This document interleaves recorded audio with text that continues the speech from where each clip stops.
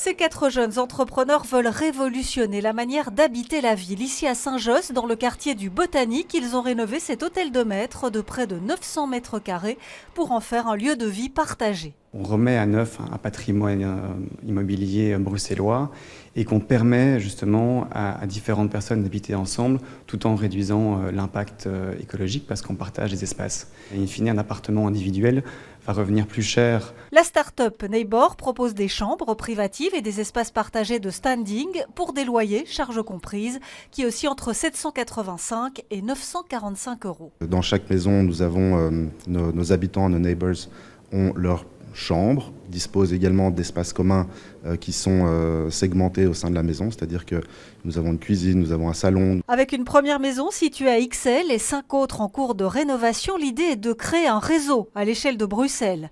Architecturalement, les projets s'adaptent au lieu. À chaque fois, on travaille dans des typologies très différentes, donc on trouve ça assez intéressant de s'y intégrer. Et donc l'ambition, c'est vraiment que chaque espace ait une âme, et c'est pour ça qu'on rassemble des objets qui viennent de plein d'univers différents et qui ont chacun leur propre histoire. Neighbor n'est pas la première à lancer un concept de co-living à Bruxelles. Cela existe déjà et commence même à inquiéter certaines communes.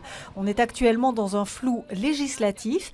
Ixelles, Saint-Gilles et la ville de Bruxelles voudraient que de tels projets fassent l'objet d'un permis d'urbanisme. Ça nous permet d'avoir une idée où ça se développe, et aussi ça permet aussi d'avoir des avis au niveau de mètres carrés minimum et avoir certains critères, et aussi en avoir un avis du CMU. Fort de leur expérience dans l'habitat partagé à Zurich notamment, nos entrepreneurs sont prêts à s'adapter. On attend vraiment d'avoir un discours avec les politiques pour justement trouver les solutions pour que ce modèle de vie s'implante dans la ville. Les communes veulent aussi inciter les adeptes du co-living à s'implanter dans des espaces vides à reconvertir plutôt que de remplacer des logements existants.